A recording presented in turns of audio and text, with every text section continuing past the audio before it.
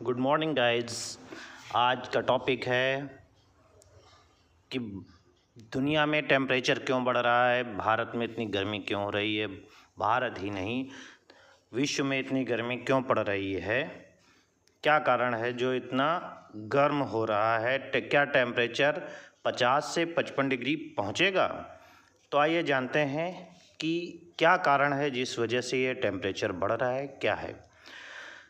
इसके पहले अगर चैनल आपको सही लग रहा है, जानकारी अच्छी लगती है तो चैनल को लाइक, सब्सक्राइब और शेयर ज़रूर करें। आइए बात करते हैं टॉपिक पे। 2 साल पहले सन 2022 में तब 122 वर्ष का रिकॉर्ड रहा, यानी पिछले 122 वर्ष का रिकॉर्ड रहा कि वह सबसे गर्म साल रहा। पिछले साल 2023 की गर्मी का टेम्परेचर और अधिक बढ़ गया। उस समय वैज्ञानिकों का कहना था कि पिछले 2000 सालों में यह सबसे गर्म साल रहा। फिर आया 2024 की जनवरी जो गर्म थी, फिर फरवरी 2024, मार्च और अप्रैल 2024 ये बहुत ही गर्म रहा। हालांकि जनवरी में भी गर्म रहा, हमारे भारत में नहीं रहा, लेकिन विश्व के अन्य देशों में ये गर्म रहा। अब मई 2024 की बात करें तो अब तक रिकॉर्ड रहा है कि पिछले वर्षों की अपेक्षा ये सबसे अधिक वर्ष, सबसे गर्म वर्ष जा रहा है, सबसे अधिक गर्म वर्ष जा रहा है। अब मंथ की बात करते हैं तो अब तक के रिकॉर्ड के अकॉर्डिंग ये सबसे हॉटेस्ट मंथ है। पिछले 11 माह भयानक गर्म के महीने रहे। असल गर्मी का पता तो समर में ही पता चलता है, जब लू और हीट वेव बहुत तेज़ चलती हैं। और ये कंडीशन सिर्फ भारत की ही नहीं है, बल्कि उत्तर भारत की ही नहीं है, दक्षिण भारत में भी यही कंडीशन है। और अगर भारत की बात करें तो भारत ही नहीं, संपूर्ण Asia, Vietnam, Singapore, Malaysia, Indonesia, सब जगह असहनीय टेम्परेचर बढ़ रहा है। फिलीपींस में 53 डिग्री सेंटीग्रेड का 53 डिग्री सेल्सियस का इंडेक्स पार कर चुका है। उत्तराखंड में जंगलों में आग लग गई थी और उड़ीसा, छत्तीसगढ़, मध्य प्रदेश और झारखंड में भी जंगल की आग देखी गई। गर्मी इतनी बढ़ती जा रही है कि चारों तरफ टेम्परेचर हाई है, आग सी लगी हुई है, सब कुछ जल रहा है। अरे भाई क्यों नहीं जलेगा, टेम्परेचर ही इतना ज़्यादा है। मौतें भी गर्मी की वजह से, लू की वजह से, हीट वेव की वजह से हो रही है।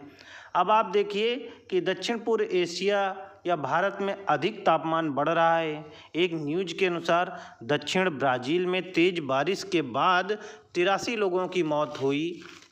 वहीं पर एक रिपोर्ट के अनुसार आप देखोगे कि 50 सालों में लू लगने से 1,77,000 से ज़्यादा लोगों की जान चली गई है।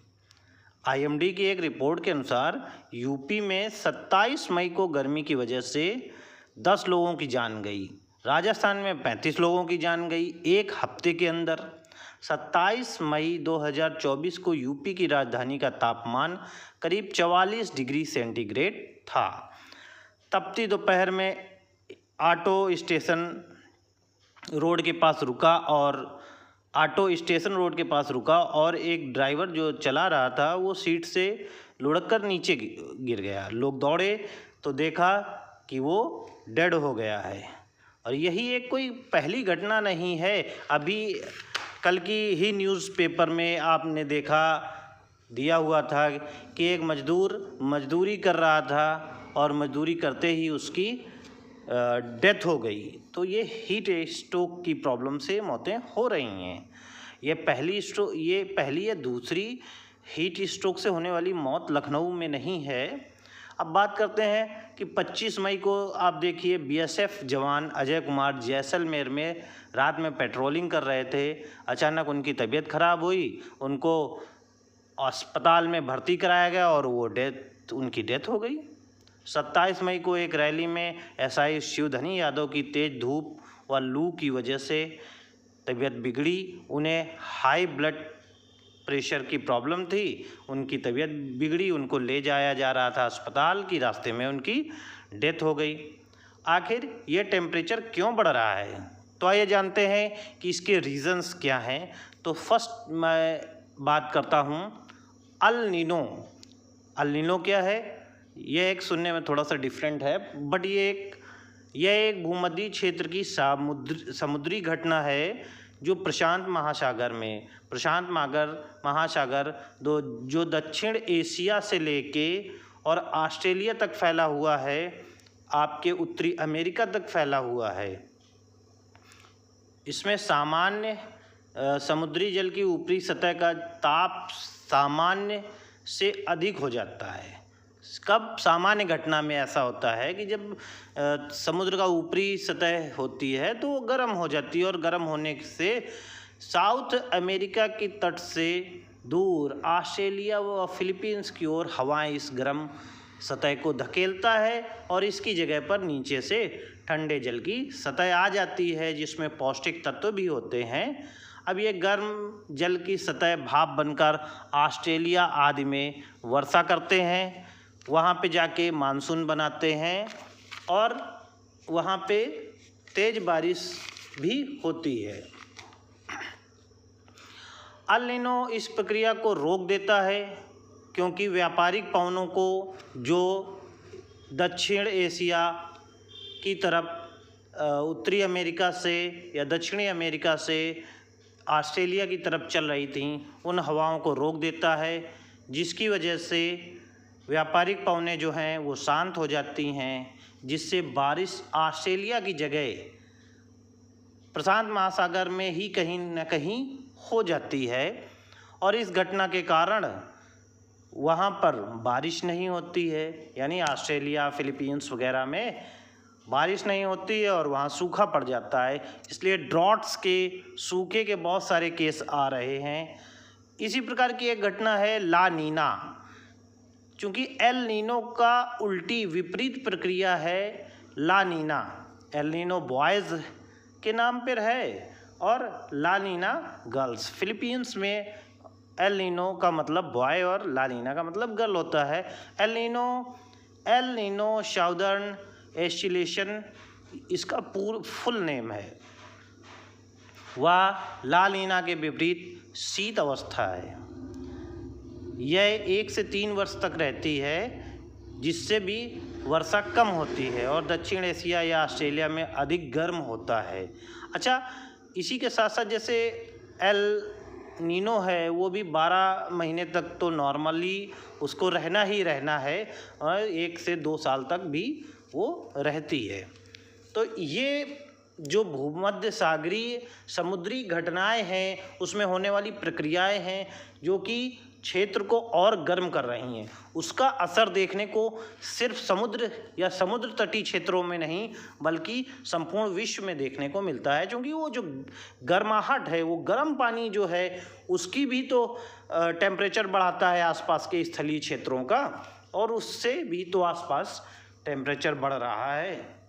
अगर बात करते हैं कि अन्य कारणों में, तो आज के टाइम वाहनों की है। अरे भाई, गाड़ी तो सब चलाना चाहते हैं ना, तो आज के समय वाहनों की संख्या बढ़ती जा रही है। वाहन गाड़ियों से प्रदूषण तो फैलता ही है, साथ में एनर्जी भी निकलती है, और ये एनर्जी जो है वो हमारे एटमॉस्फेयर में होती है जो इस गर्मी को बढ़ाने में मदद कर रही है। इसलिए कम गाड़ी चलाना ज़्यादा सूटेबल रहेगा। कारखानों की बात करें तो कारखानों की चिमनियों से भी एनर्जी और पॉल्यूशंस निकल रहे हैं, जो भी उस क्षेत्र में देखना जहाँ पे ये कारखाने लगे होते हैं उस क्षेत्र में गर्माहट ज़्यादा होती है, टेम्परेचर हाई होता है। ओजोन परत, अब ओजोन परत की बात करते हैं, लेकिन इसके पहले हम बात करेंगे कि जहाँ पर वन हैं वहाँ पे टेम्परेचर कम हाई होता है, और जहाँ पे मल्टी स्टोरीज बिल्डिंग हैं वहाँ पे टेम्परेचर बहुत हाई होता है। इसलिए देखा गया मोस्टली कि गाँव में या वनों के पेड़ों के क्षेत्र में वहाँ पे टेम्परेचर कम होता है, लेकिन जहाँ शहरों में है वहाँ पे टेम्परेचर इतना हाई होता है कि लोगों का रहना मुश्किल हो जाता है। हालांकि वो अभी अपने आधुनिकता के जीवन में एसी और रेफ्रिजरेटर, एसी और कूलर वगैरह से अपना जीवन यापन कर रहे हैं, अपने आप को ठंडक दे रहे हैं। अभी आपने एक मैच में देखा कि शाहरुख खान को भी हीट वेव के शिकार हो गए थे। वो अपने आप को मेंटेन रख सकते हैं, लेकिन फिर भी वो हो गए थे, क्योंकि डिहाइड्रेशन बहुत ज़्यादा होता है और इसमें आदमी को अपने अंदर पानी, जो मनुष्य का शरीर 70% पानी से बना है, उस बॉडी को पानी से परफेक्ट रखना होता है, प्रचुर मात्रा में पानी रखना होता है, और वो पानी की कमी के कारण उन्हें भी हो गया। तो अब आइए बात करते हैं ओजोन परत की। तो ओजोन परत जो है वो ऑक्सीजन के 3 परमाणुओं से मिलकर एक जो यौगिक बनाता है उसका है, और ये जाके ट्राई ऑक्सीजन अर्थात ऑक्सीजन के 3 परमाणुओं से मिली एक गंधयुक्त नीले रंग की गैस बनती है, जो पृथ्वी के समताप मंडल के ऊपर और मध्य मंडल के नीचे पाई जाती है। पृथ्वी की सतह से 10 किलोमीटर से 30 किलोमीटर दूरी तक यह स्थित है। कितना? 10 किलोमीटर से 30 किलोमीटर की दूरी तक, जो सूर्य की परावैंगनी अल्ट्रावायलेट रेज जो हैं, परावैंगनी किरणों से पृथ्वी की रक्षा करता है। प्रदूषण से ओजोन पर धीरे धीरे वो परत क्षीण हो रही है, जिससे अल्ट्रावायलेट रेज यानी परावैंगनी किरणें पृथ्वी पर आ रही हैं और पृथ्वी का टेम्परेचर बढ़ रहा है। इस घटना को भी ग्लोबल वार्मिंग कहते हैं, जो ग्लोबल वार्मिंग की वजह से ये प्रॉब्लम आ रही है। अब बात करते हैं वनों के, पेड़ पौधों की कटाई से। अरे भाई, आज का इंसान तो सोशल मीडिया का इंसान हो गया है। आप हम सभी सोशल मीडिया के इंसान हो गए हैं। वह सोशल मीडिया पर पेड़ लगाता है, विश्व पर्यावरण दिवस मनाता है, सबको पोस्ट करता है, उसके बाद भूल जाता है, और गर्मियों में परेशान घूमता है। ऑक्सीजन, बीमारी के समय ऑक्सीजन के लिए, सिलेंडर के लिए दौड़ता है, और गर्मियों में एसी के लिए दौड़ता है। लेकिन अगर पेड़ भी लगाना हो तो इनसे निजात मिल सकता है। अरे भाई, पेड़ लगाओ, सोशल मीडिया से बाहर आओ। आज के दौर में वनों की, पेड़ पौधों की कटाई दनादन हो रही है, और नए पेड़ एक भी नहीं लग पा रहे हैं। कोई highway, expressway, dam, new cities, new projects, सभी पेड़ों को, वनों को काट कर जंगलों के बीच से, संरक्षित क्षेत्रों से निकाल कर एनवायरनमेंट का बैलेंस गड़बड़ किया जा रहा है। अरे, एक रिपोर्ट के मुताबिक नेचर मैगजीन के अकॉर्डिंग हर साल 15 अरब से अधिक व 420 लाख पेड़ प्रतिदिन काटे जा रहे हैं। यानी एक वर्ष में 15 अरब से अधिक पेड़ काटे जा रहे हैं, और एक दिन में 420 लाख से भी अधिक पेड़ काटे जा रहे हैं, यानी 4 करोड़ 20 लाख से भी अधिक। जंगलों में आग लगने से भी पेड़ कम होते हैं। अब पेड़ ही हैं जो वायुमंडल की कार्बन डाइऑक्साइड और पॉल्यूशन को ऑब्जर्व करते हैं, ख़त्म करते हैं। इसलिए सबसे ज़रूरी है कि हर व्यक्ति को 4 से 5 पेड़ लगाना चाहिए, और 5 वर्ष तक उसकी लगभग देखभाल करनी चाहिए। फिर तो वो अपने आप चल पड़ेगा, और आने वाले समय में आपको टेम्परेचर कम करेगा, ऑक्सीजन देगा। अब ये टेम्परेचर जो है, ये अलग अलग क्षेत्र पे डिपेंड करता है। जैसे मैंने बताया कि पेड़ पौधों और जंगलों वाले एरिया में कम टेम्परेचर रहता है, और सिटीज़ और मल्टी स्टोरीज बिल्डिंग में वाले एरिया में ज़्यादा रहता है, क्योंकि मल्टी स्टोरीज वगैरह जो हैं वहाँ पे कंक्रीट से ये सारे इमारतें बनाई जाती हैं। कंक्रीट भी टेम्परेचर को ऑब्ज़र्व करता है। जो दिन में टेम्परेचर ऑब्ज़र्व करता है, वो रात में टेम्परेचर रिलीज़ भी करता है। ये नेचुरल कंडीशन है, तो इसलिए वहाँ का टेम्परेचर हमेशा हाई रहता है। वहाँ पे फैक्ट्रीज़ होती हैं, वहाँ पे बहुत सारी गाड़ियाँ होती हैं जो भी पॉल्यूटेट करती हैं, और उस वजह से भी टेम्परेचर हाई रहता है। तो तापमान क्षेत्र के हिसाब से भी होता है। जैसे नमी वाले क्षेत्र में भी तापमान क्या होता है, बढ़ता है। वो शुष्क वाले क्षेत्र से अधिक वहाँ प्रॉब्लम होती है। जैसे 45 डिग्री सेंटीग्रेड में दिल्ली की अपेक्षा मुंबई में रहना तब मुश्किल हो जाता है जब वहाँ पे नमी हो। इसलिए क्योंकि टेम्परेचर इंडेक्स में टेम्परेचर अलग शो होता है।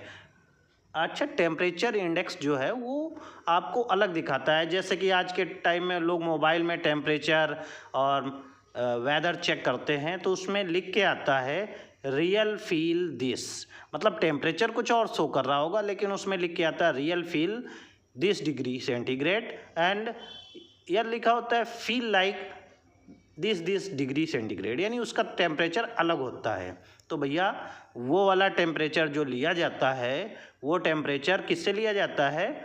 टेम्परेचर इंडेक्स से लिया जाता है। और ये सभी कारण हैं जो तापमान को बढ़ा रहे हैं। जैसे 2022 में 45 डिग्री सेंटीग्रेड था, 2023 में 47 डिग्री सेंटीग्रेड हो गया, यानी 45 degree centigrade to 47 degree centigrade increase हो गया। अब बात करते हैं 2024 की, तो उसमें 52 डिग्री सेंटीग्रेड से 55 डिग्री सेंटीग्रेड का टेम्परेचर होने का अनुमान लगाया जा रहा है। अभी क्या है, अभी 49 डिग्री सेंटीग्रेड तक तो पहुंच ही गया है। तो भाई पॉल्यूशन कम फैलाइए, पेड़ों को कटने से रोकिए, नए पेड़ लगाइए, तभी टेम्परेचर कम होगा, तभी व्यक्ति आसानी से रह सकता। नहीं तो आने वाले दिनों में पृथ्वी को समाप्त होने से तो कोई नहीं रोक पाएगा, जिस तरीके से ये घटनाएं घट रही हैं। तो दोस्तों नमस्कार, धन्यवाद। चैनल को फिर से लाइक, सब्सक्राइब और शेयर करें।